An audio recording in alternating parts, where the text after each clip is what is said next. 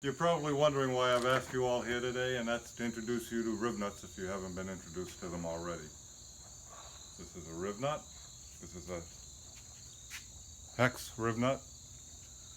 This is the riv nut tool. And this is the riv nut tool operator.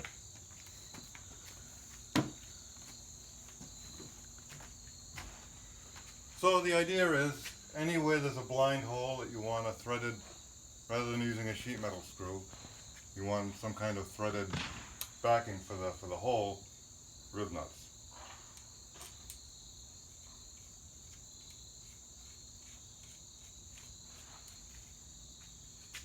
Load it on the tool. We have these hex holes already drilled in the, punched in the van here. Just put it in, and then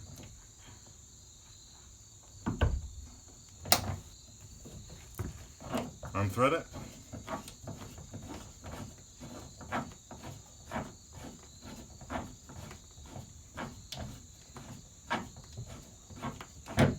And that's it. Just works similar to a normal rivet, but it's threaded, and you can just throw a bolt right in there.